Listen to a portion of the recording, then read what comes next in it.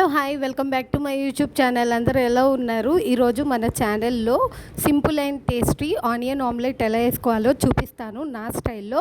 ముందుగా ఒక చెంచా కారం, కొంచెం ఉప్పు, అలాగే 2 కోడిగుడ్లు, ఒక ఉల్లిపాయ అయితే తీసుకోవాలండి. ఉల్లిపాయ ఈ సైజు అయితే సరిపోయిద్ది. ఈ సైజు ఉల్లిపాయ ఒకటి తీసుకోవాలి. ఇప్పుడు ఉల్లిపాయని మనం సన్నగా తరుక్కుందామండి. మనం ఏదైనా కర్రీస్ వండేటప్పుడు ఆనియన్ కట్ చేస్తే కడుగుతాం కదండి, కానీ ఆమ్లెట్ వేసేటప్పుడు మాత్రం ఆనియన్ని కట్ చేసేటప్పుడు కడగవసరం లేదు.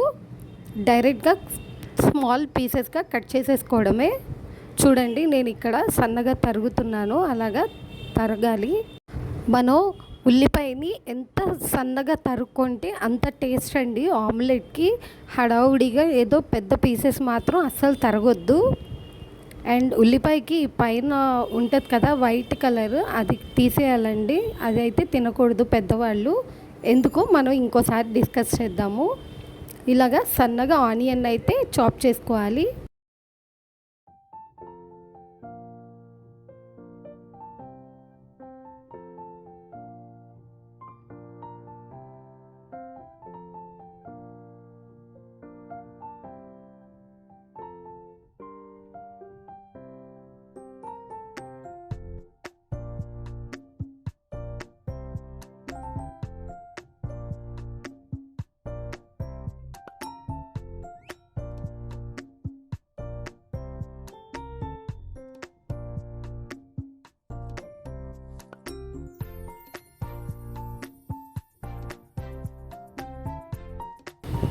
చూస్తున్నారు కదా, నేనైతే సన్నగా ఇలాగా క్యూబ్ కటింగ్ అయితే చేశానండి. చిన్న చిన్న పీసెస్ లాగా ఆనియన్ మనం ఈ మాత్రం చిన్న పీసెస్ లాగా కట్ చేస్తేనే ఆమ్లెట్కి చాలా టేస్టీగా ఉంటుంది. ఇంకా ఆనియన్ ఉడికిద్ది అనమాట బాగా ఆమ్లెట్లో. అండ్ నేనైతే కళ్ళుప్పు తీసుకున్నానండి. సాల్ట్ కన్నా ఒక్కసారి కళ్ళుప్పు వాడి చూడండి, టేస్ట్ అయితే అదిరిపోయిద్ది ఆమ్లెట్లో. నేనైతే కళ్ళుప్పు మాత్రమే ప్రిఫర్ చేస్తాను ఆమ్లెట్కి. డబల్ ది అమౌంట్ అంటారు కదా, అలాగైతే డబల్ టేస్ట్ అయితే ఆమ్లెట్కి వచ్చేసిద్ది. ఒక్కసారి సాల్ట్ బదులు కళ్ళుప్పు ట్రై చేయండి. అలాగే కళ్ళుప్పు, కారం అంతా వేసేసి ఇక్కడ స్మాష్ చేస్తున్నాను ఉల్లిపాయలకి. ఇలా ఫింగర్తో మాత్రమే స్మాష్ చేసుకోవాలండి. మనం వేసిన కళ్ళుప్పుతోటి ఈ ఆనియన్ మొత్తం కూడా స్మాష్ చేసుకోవాలి.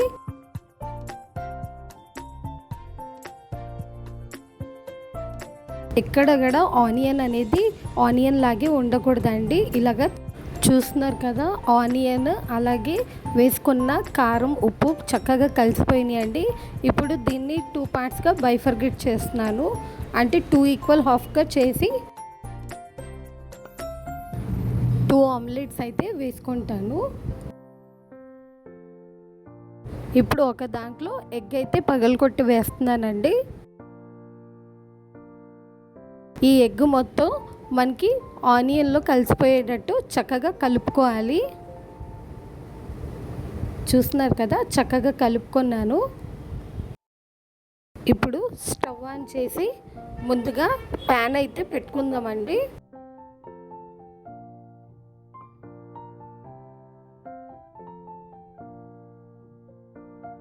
ప్యాన్ వేడెక్కాలి. ప్యాన్ వేడెక్కిందండి.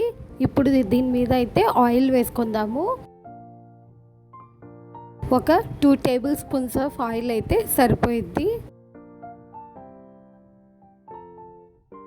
ఆయిల్ కూడా హీట్ ఎక్కిందండి. ఇప్పుడు ముందుగానే మనం కలిపి పెట్టుకున్న ఎగ్ని అయితే వేసేసుకుంటున్నాను.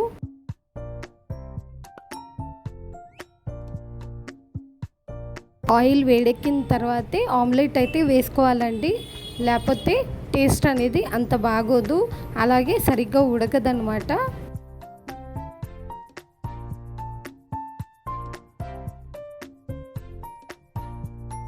చూస్తున్నారు కదా, ఆమ్లెట్ అయితే చక్కగా ఉడికిందండి. చుట్టుపక్కల ఇలాగా నురగగా వచ్చింది కదా, ఇలా వస్తే మనకి ఉడుకుతున్నట్టు. ఇప్పుడు ఇంకోవైపు అయితే దీన్ని ట్విస్ట్ చేసేసుకున్నాను. చూస్తున్నారు కదా, మనకి చక్కగా ఎర్రగా ఆమ్లెట్ బాగా ఉడికిందండి. ఇలా 2 పక్కల మనం ఆమ్లెట్ని కాల్చుకోవాలి.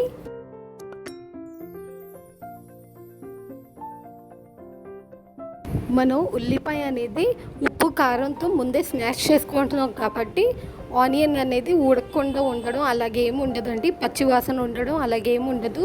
ముందే మనం ఉప్పు కారాలతో దాన్ని చక్కగా మెదుపుకొని స్మాష్ చేసుకుంటాం కాబట్టి అనేది చాలా టేస్టీగా ఉంటుంది. ఒక్కసారి ఇలా ట్రై చేయండి. గుట్టట్టే కదా ఏముందిలే మాట్లాడవచ్చు అనుకుంటున్నారేమో. ఒక్కసారి నేను చేసిన పద్ధతిలో అయితే ట్రై చేయండి, మీకు కూడా చాలా చాలా నచ్చుద్ది. అండ్ నా వీడియోస్ కనుక మీకు నచ్చుతున్నట్టయితే తప్పకుండా లైక్ చేయండి, షేర్ చేయండి, అలాగే సబ్స్క్రైబ్ చేసుకోవడం మాత్రం అస్సలు మర్చిపోవద్దు.